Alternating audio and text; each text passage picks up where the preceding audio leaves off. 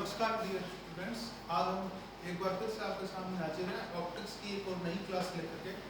हम इन दिनों पढ़ रहे थे टॉपिक रिफ्रैक्शन का। रिफ्रैक्शन के टॉपिक में हमने इन दिनों जो बात की पिछली क्लासेस में, वो बात की लेंस से अपवर्तन कैसे होता है, रिफ्रैक्शन थ्रू लेंस कैसे होगा।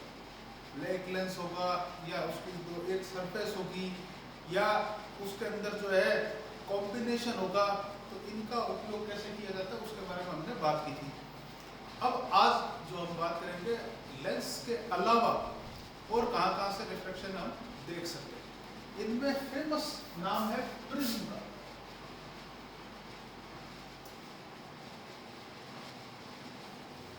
प्रिज्म क्या होता है?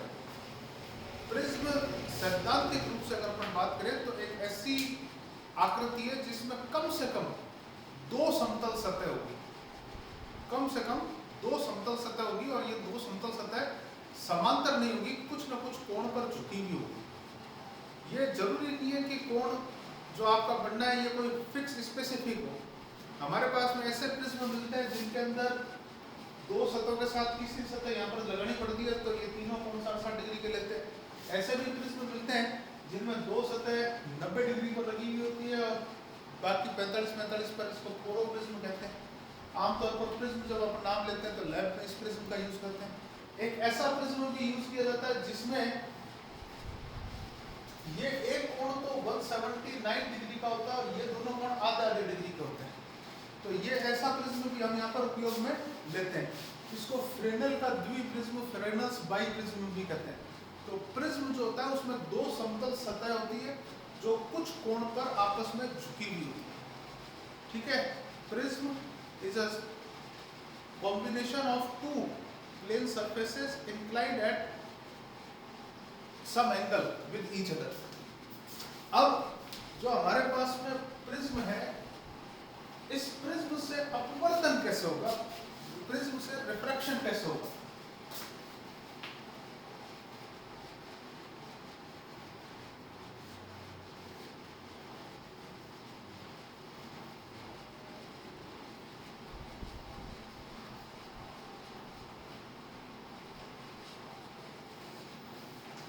मान लो हमारे पास में एक प्रिज्म है, इस प्रिज्म का नाम है ABC।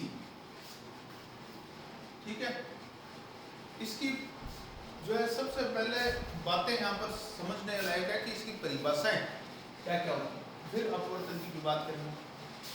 मान लीजिए मैं इधर से लाइट भेजूंगा, इधर से लाइट निकालूंगा। जो इसका AP आपको एक सरल रेखा दिख रही है, वो वास्तविकता में एक समतल है जिसको आपतन पृष्ठ इंक्लाइन प्लेन भी कहते हैं।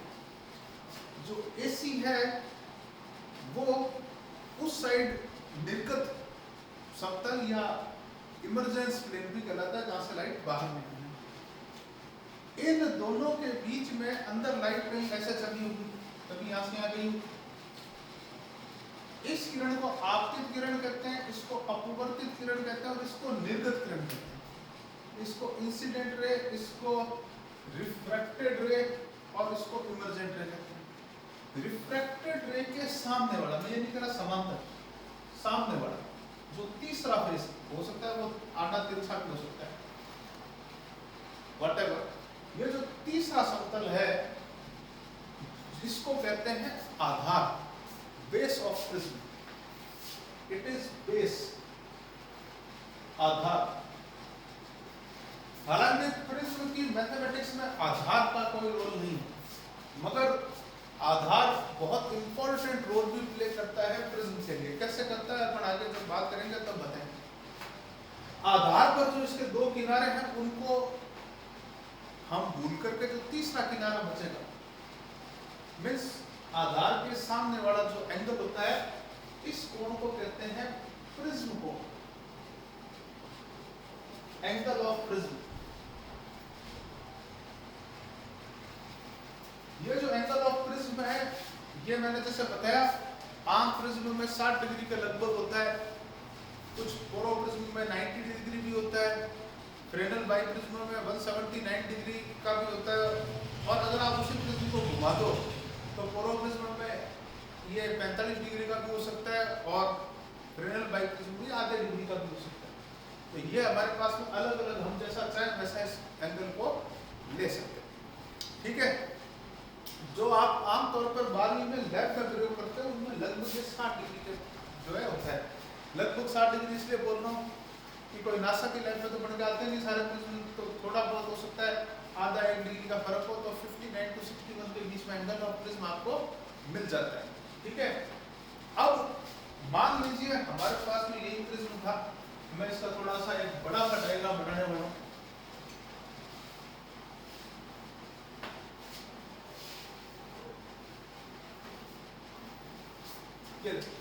आप इस डायग्राम को बड़ा सा बनाएंगे और साथ में इस डायग्राम का सुंदर बना रहने के लिए एक और बात भी आपको बताऊंगा, उसके सावधानी रखना। मैंने कई बार देखा है बच्चों की बोर्ड कॉपी चेक करते हुए कि बच्चा इस डायग्राम को बड़ा, जब अपन कहते हैं बनाना तो 1 पेज का बोर्ड कॉपी में डायग्राम बना देता है, मगर दिक्कत क्या रहती है उसके बाद भी डायग्राम गंदा हो जाता है। क्यों? क्योंकि बच्चा जो आपतित किरण लेता है वो थोड़ी ऊपर लेता है। इस डायग्राम को अगर आपको सुंदर बनाना है तो आपतित किरण जो लेनी है उसका आधे से नीचे आपतित, निर्गत किरण उधर, आधे से नीचे का मतलब ये नहीं है कि एकदम यहीं पे, लगभग आप ऐसा समझो कि 60% जगह ऊपर 40% जगह नीचे जाओ, वहां पर आपतित किरण आपकी तरफ कराओगे तो डायग्राम सुंदर बनेगा। मैं ये नहीं कह रहा कि ऐसा जरूरी नहीं है, आप कहीं पे भी आपतित करा सकते हो, बात वही रहेगी, मगर डायग्राम की सुंदरता के मैंने ये बताया आपको कि इसको यहाँ पे लगभग आपको करवाना चाहिए। अब मान लीजिए ये हमारा प्रिज्म था ABC, आप नाम लैंग्वेज में लिखोगे let there is a prism ABC, माना एक प्रिज्म ABC है जिसका आधार BC है, इट्स बेस इज BC तथा इसका प्रिज्म कोण A है and it's angle of prism is A। अब इस पर एक प्रकाश की किरण आई, PQ नाम की किरण इसके ऊपर आ गई। PQ नाम की किरण जब आई होगी तो इस AB सतह के लंबवत एक अभिलंब रहा होगा, AB सतह के लंबवत एक अभिलंब रहा होगा। फर्स्ट अभिलंब मैंने नाम इसको इसीलिए दिया है ताकि हमें पता रहे कि 2 अभिलंब आने वाले, उधर से वापस बाहर निकलते टाइम भी एक अभिलंब आएगा, नॉर्मल फर्स्ट है। जब ये अभिलंब के पास आई तो यहाँ पर आपतन कोण है ये वाला आई। ठीक है, नेक्स्ट यहां से जो प्रकाश की किरण है वो मुड़ गई कुछ इस तरीके से। जब ये प्रकाश की किरण मुड़ी तो ये वाला कोण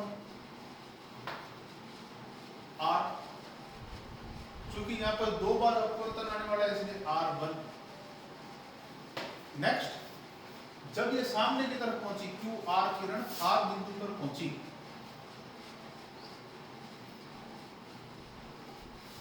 तो हमें पता चला यहाँ पर एक दूसरा अभिलंब भी बनेगा, ये रहा हमारा दूसरा अभिलंब जो AC सतह के लंबवत, it is my normal second.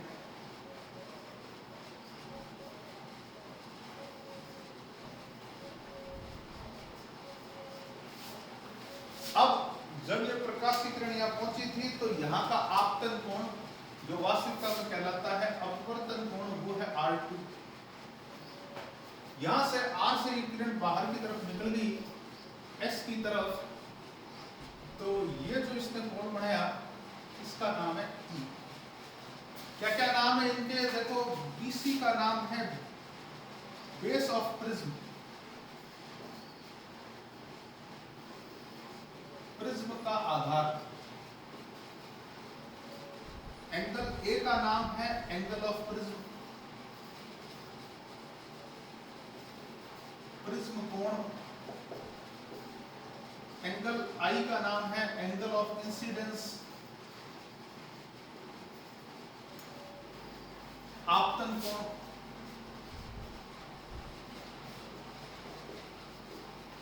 Angle R1 और एंगल R2 दोनों का कंबाइंड नाम है एंगल ऑफ रिफ्रैक्शन।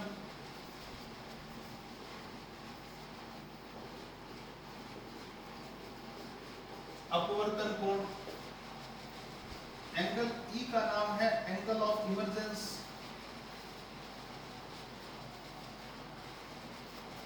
हिंदी में निर्गत कोण।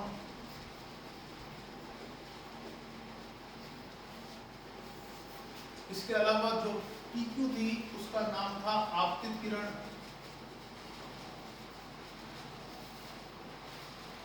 जो QR है उसका नाम है अपवर्तित किरण।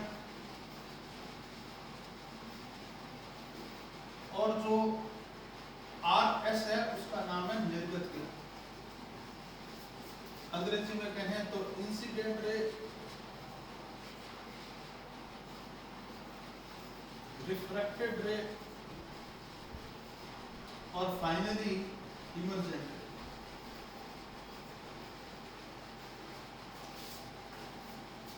इस डायग्राम में इतना कुछ है। नेक्स्ट, अब क्या इसके अंदर जो हम इंटरेस्टेड है मैथमेटिक्स में, हम इसमें मेनली एक चीज में इंटरेस्टेड है जिसका नाम है डेल्टा। डेल्टा कहलाता है विचलन को। अंग्रेजी में कहते हैं angle of deviation.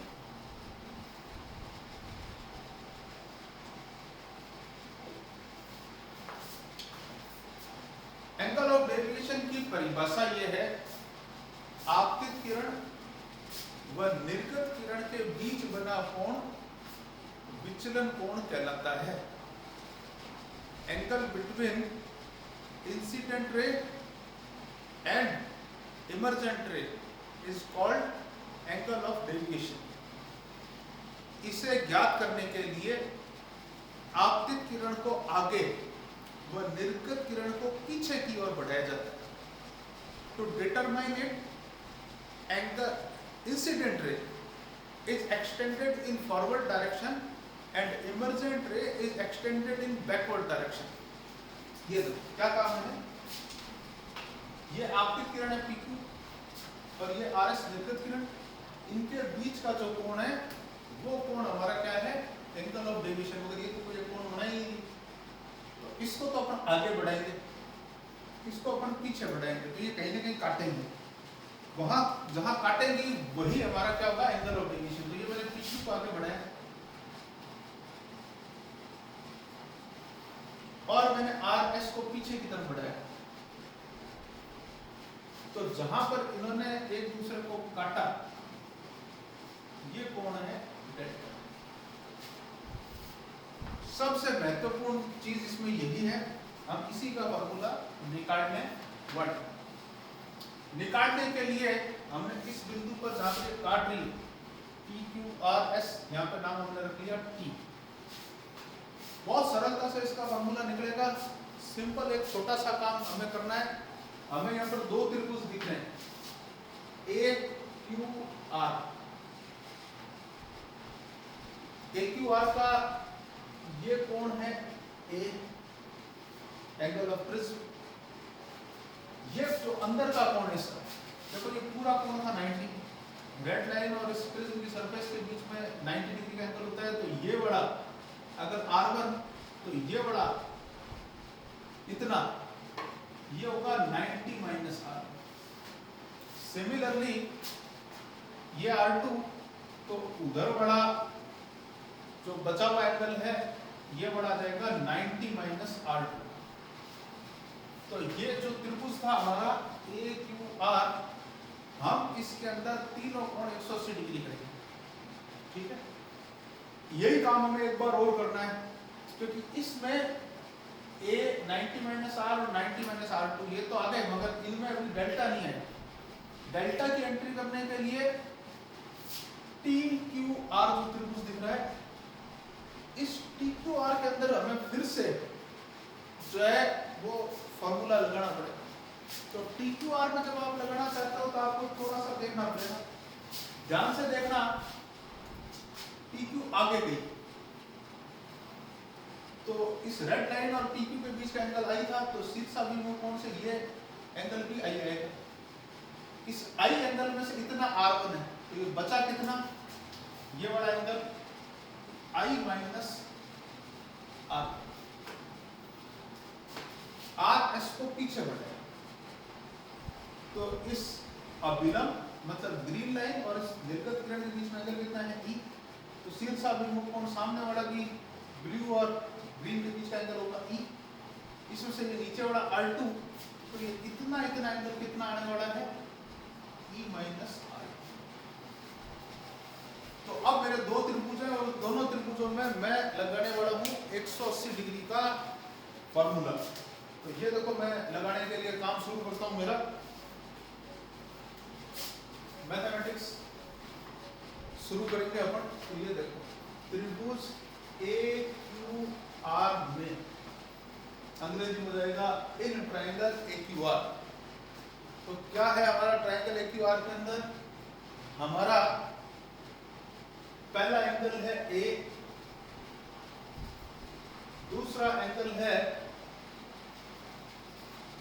90 minus R1 और तीसरा एंगल है 90 माइनस R2।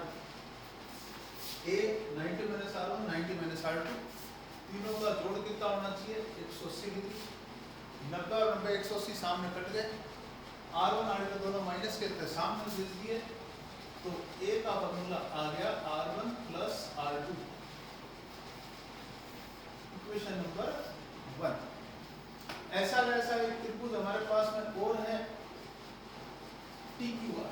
तो आपको इन ट्रायंगल TQR या त्रिभुज TQR में यहाँ पर आपके पास में पहला एंगल है ये वाला, अगर ये डेल्टा तो ये अंदर वाला एंगल आएगा 180 माइनस डेल्टा। सरल रेखा पे बड़े कोणों का जोड़ 180 डिग्री होता है, तो अगर बाहर वाला डेल्टा तो अंदर वाला 180 माइनस डेल्टा। तो पहला एंगल है 180 माइनस डेल्टा। ये वाला एंगल पूरा एंगल था I, उसमें से R1 घटा के लिए हमने निकाला था I माइनस R1, तो ये एंगल है I माइनस R1। ये पूरा एंगल था E, इसमें से R2 निकाले के लिए हमने निकाला था E माइनस R2, तो it is E minus R2। सामने 180, तीनों का जोड़ 180 से 180 कट जाएगा, डेल्टा अकेला माइनस का तो सामने भेज देते, तो ये एंगल बन गया I प्लस E माइनस का कॉमन लेके R1 प्लस R2 बराबर डेल्टा। ये जो हमारे पास में है इक्वेशन 1 में मान निकला हुआ है, तो इक्वेशन 1 से हमने डेल्टा को इस साइड ले लिया, I और E को उधर भेज दिया और R1 प्लस R2 की जगह पे लिख दिया A। ये डेल्टा का मान है। बट ये हमारे कोई खास इंटरेस्ट का फॉर्मूला अभी तक नहीं बनाया। हम जो प्रिज्म जिस काम आता है, प्रिज्म क्या काम आता है, प्रिज्म का ओरिजिनल यूज किया जाता है डिस्पर्शन ऑफ लाइट, प्रकाश के वर्ण विक्षेपण। ये क्या होता है, जब इस पे व्हाइट लाइट आपतित की जाती है तो व्हाइट लाइट में ये एक रंग की प्रकाश को 7 रंग में कन्वर्ट कर देता है विबग्योर में। उस विबग्योर को समझाने के लिए ये फॉर्मूला हमारे ज्यादा काम नहीं आता। क्यों? क्योंकि उसमें जो रोल है वो है अपवर्तनांक का। अपवर्तनांक, वो अपवर्तनांक अभी तक इस फॉर्मूले में नहीं आए, तो अब उसको बनाने वाला। आपको पता है इस साइड में कौन है, हवा, अंग्रेजी में कहें तो एयर। एयर का अपवर्तनांक होता है 1। ये है कांच। प्रिज्म आमतौर पर कांच का होता है, मगर हमें नहीं पता कांच का है कि हमने फाइबर का लिया है कि पानी का बना के लिया है, कैसा प्रिज्म दिया तो हमें नहीं पता, आइस का लिया है, तो इसलिए हमने इसको एक बार के लिए बोल दिया माध्यम, मीडियम, और इसका अपवर्तनांक मान लिया म्यू। अपवर्तनांक को फॉर्मूले में एंट्री कराने के लिए हमें किसकी आवश्यकता पड़ेगी, स्नेल्स लॉ। तो स्नेल्स लॉ हम बनाने वाले हैं, बट उससे पहले आप इसको जो है नोट करेंगे। ध्यान रखना, आप जब डायग्राम नोट करेंगे तो डायग्राम के नीचे ये सारे नाम भी आपको लिखने हैं, क्योंकि बोर्ड का जो पैटर्न है उसमें इन नामों के मार्क्स। खास एक और बात भी ध्यान रखना, जहां जहां एरोज है उन एरोज का विशेष ध्यान रखें। जब आप एक प्रिज्म का प्रैक्टिकल में डायग्राम बनाते हो तो आपको इस डायग्राम के जैसे 7 डायग्राम बनाने पड़ते हैं, एक तो थ्योरी के अंदर और 6 रीडिंगों के अंदर। तो 7 जगह पर जब आप इस डायग्राम को बनाते हो तो कहीं ना कहीं एक आध जगह अगर आप एरो भूल जाएं तो आपके मार्क्स कटने की जगह बन जाती है। ऐसा आपके साथ ना हो इसलिए आप इसको जो है नोट करें। आपको जो है डायग्राम में थोड़ा सा आपके लिए जूम इन कर रहा हूँ ताकि आपको अच्छे से वो दिखाई दे जाए। ये मैंने आपके लिए डायग्राम फुल जूम इन किया है। आप इसको जो है आराम से वीडियो को इस जगह पे पॉज करके और डायग्राम को अपनी कॉपी में बना लीजिएगा। और जब ये डायग्राम बन जाए तो आप इसके नीचे इसके नाम भी लिखेंगे और उसके बाद में वो मैथमेटिक्स भी लिखेंगे।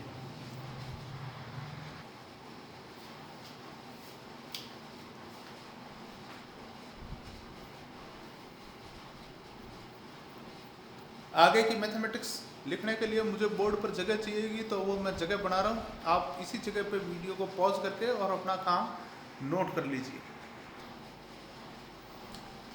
मैंने उधर का पूरा पोर्शन मिटा करके वो जो 2 समीकरण आए थे उनको एक बार यहाँ पे लिखा है। आपको ये दोबारा नहीं लिखनी है, सिर्फ रेफरेंस के लिए लिखा है। इस समीकरण को अगर अपन देखें तो अपने को पता चलती है एक बात कि डेल्टा आई पर निर्भर करता है। उसके अलावा भी 2 चीजों पर निर्भर करता है, मगर इनमें ए जो है वो ए एक प्रिज्म बनने के बाद वो कांस्टेंट वैल्यू रहती है। ए तो कांस्टेंट है और आई जो है आप कंट्रोल आई को ही कर सकते हो। आप लाइट को अलग अलग एंगल पर भेजने का काम आप कर सकते हो, निकलेगी तो अपने हिसाब से। इनडायरेक्टली आई के मान को जो आप लोगे उसी पर ई का मान निर्भर करेगा, तो ई भी इनडायरेक्टली आई पर निर्भर करता है। तो डेल्टा ई पर और आई पर जो दोनों पर निर्भर कर रहा है, इसको आप एक वेरिएबल अगर लेना चाहो जो आप कंट्रोल कर सकते हो वो है आई। तो हमने डेल्टा और आई के बीच में ग्राफ बना के देखा।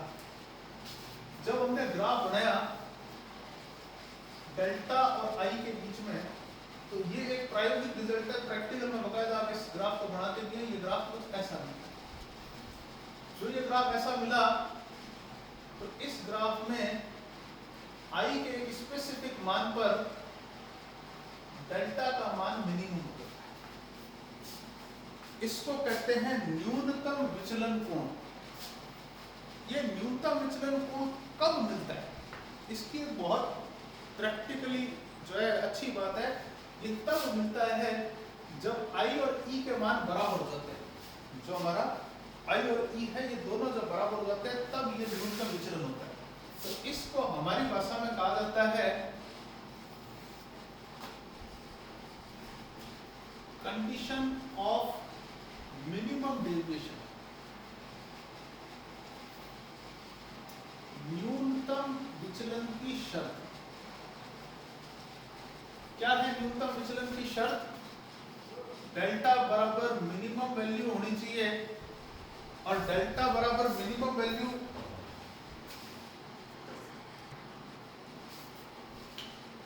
जो डेल्टा की मिनिमम वैल्यू है वो है डेल्टा एम। ये न्यूनतम मान होना चाहिए। और इसके साथ में एक और कंडीशन क्या है, आई और ई बराबर होने चाहिए, ये तभी मिलती है। और इस बात पर एक और खास बात क्या है, जब अगर आप यहाँ पर स्नेल का नियम लगा के देखोगे तो स्नेल का नियम मैं साइड में समझाने के लिए लगा के बता रहा हूँ, मगर अपना डेरिवेशन का ये पार्ट नहीं है। स्नेल का नियम फर्स्ट पॉइंट पर तो आएगा sine I upon sine R 1 बराबर म्यू बट्टा 1 आपतन कोण बट्टा अपवर्तन कोण म्यू बाद वाला बट्टा म्यू पहले। हालांकि ये इक्वेशन हम अभी आगे लगाने वाले भी हैं, बट जो दूसरा पार्ट है साइन R2 बट्टा साइन E बराबर 1 अपॉन म्यू आपतन कोण बट्टा अपवर्तन कोण बराबर म्यू बाद वाला बट्टा म्यू पहले वाला। इनमें E और I का मान अगर आप बराबर लोगे, सामने म्यू बराबर है, आपको पता चलेगा R1 और R2 भी बराबर है। तो आप तो बड़े आराम से इसको प्रूफ कर सकते हो। इसके अंदर एक और कंडीशन आती है कि R1 और R2 बराबर है। R1 और R2 जो बराबर है इसको हमने मान लिया R। अगर R1 और R2 बराबर हुए तो इक्वेशन 1 क्या हो जाएगी, A का मान हो जाएगा 2R। तो इक्वेशन 1 बन जाएगी A इक्वल टू 2R या R का मान बन जाएगा A बाई। नेक्स्ट इक्वेशन 2 क्या बन जाएगी, आई और ई तो बराबर है, तो डेल्टा का मान बन जाएगा डेल्टा मिनिमम, और ये बन जाएगा 2i माइनस ए। डेल्टा तो हो गया डेल्टा मिनिमम, आई तो आई था, ई भी आई बन गया, तो ये हो गया 2i माइनस ए। इससे आई का मान निकाल लिया, इधर a प्लस में 2 बट्टा में, तो delta m plus a by,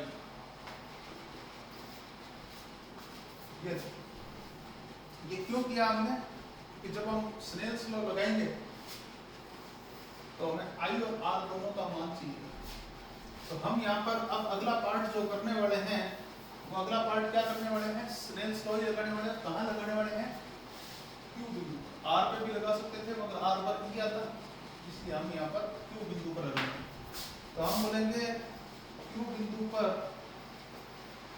snail के नियम से,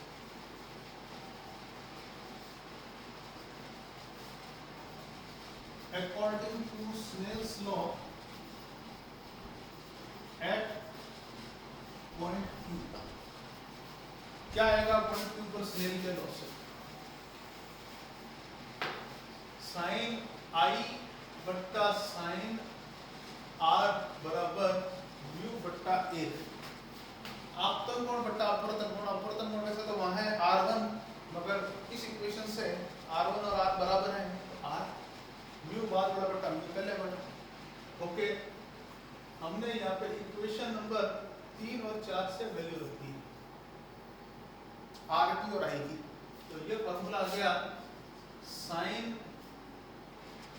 delta m plus a by 2 upon sine a by 2 बराबर म्यू। इस फॉर्मूले को कहते हैं प्रिज्म सूत्र, प्रिज्म फॉर्मूला। जब आप लैब में प्रैक्टिकल करते हैं तो प्रैक्टिकल में इसी सूत्र की सहायता से आप जो है अपवर्तनांक का फॉर्मूला, म्यू का फॉर्मूला वहां पर लगाते हैं और वैल्यू कैलकुलेट करते हैं। प्रैक्टिकल में आप क्या करते हैं, पहले ये ग्राफ खींचते हैं, 6 अलग-अलग आई के मान पर डेल्टा का मान निकाल के ग्राफ बनता है, ग्राफ में मिनिमम वैल्यू फाइंड करते हैं और उस मिनिमम वैल्यू की सहायता से आप उसका अपवर्तनांक निकालते हैं कि भाई ये अपवर्तनांक कितना है। तो आप इसका यूज अपवर्तनांक निकालने के लिए भी कर सकते हो। आपको नहीं पता कोई कांच का अपवर्तनांक कितना है या बर्फ का अपवर्तनांक कितना है, तो आप बड़ा सरल सा कर सकते हो, उसका प्रिज्म बनाओ, उसके लिए 6 बार 7 बार जो है उसके लिए आई के सापेक्ष डेल्टा के मान निकाल करके ग्राफ बनाओ और ग्राफ बना करके आप इस वैल्यू को निकाल सकते हो। अब जो हमारे पास में प्रिज्म सूत्र है, इसका जो हम काम करते हैं हमारे एक्सप्लेनेशन में, जो हम इसका यूज लेने वाले हैं, वो जब तक हम ऑप्टिक्स में अल्प कोण की बात नहीं करें तब तक हमारे आत्मा को सुकून नहीं मिलता। तो हम इसको करेंगे अल्प कोण के लिए।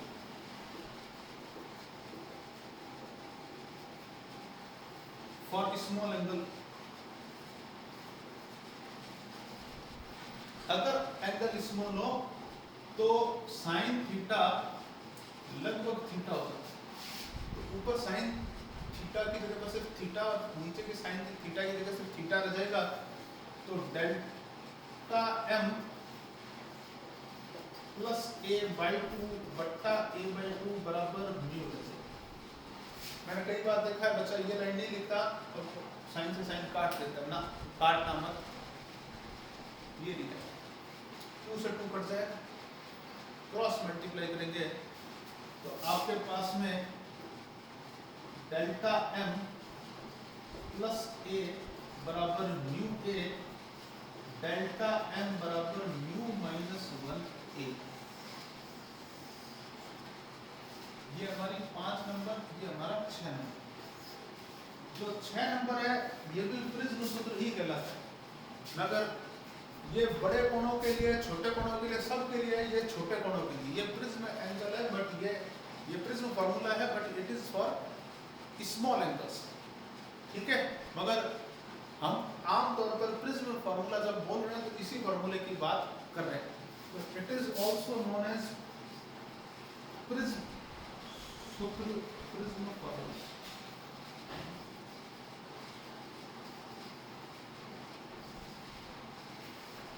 आप चाहो तो आगे लिख सकते हो न्यून कोणों के लिए प्रिज्म सूत्र, prism formula for small angles. तो ये था आपका प्रिज्म का डेरिवेशन कि प्रिज्म किस तरीके से अपवर्तन करता है। और अब हम जो अगली क्लास में बात करेंगे वो ये बात करेंगे कि ये जो लास्ट में जो फॉर्मूला आया है इसकी सहायता से हम ये एक्सप्लेन करने का प्रयास करेंगे कि प्रिज्म जो है वो कैसे एक रंग के 7 रंग बना पाता है। तो ये अगली क्लास की बात। तब तक आप घर में रहिए, सेफ रहिए और हमारे चैनल को लाइक कीजिए, सब्सक्राइब कीजिए और कोरोना काल में भी अपनी पढ़ाई को जारी रखिए। आप जो है नोट करने के लिए इसको जो है वीडियो को पॉज करें, उससे पहले इस ग्राफ से पहले तक का आपका 2 नंबर इक्वेशन तक का लिखा होता है। इस ग्राफ से पहले एक लाइन आपको डालनी है विचलन कोण व आपतन कोण के बीच वक्र निम्न चित्रानुसार प्राप्त होता है। Curve between angle of deviation and angle of incidence is as following diagram. इसके बाद जहाँ भी लैंग्वेज थी वो मैंने वहाँ पर बोर्ड पर लिखी हुई है आपके लिए, तो आप इसको जो है नोट कीजिए। चलिए बाय, आप सभी को हमारी तरफ से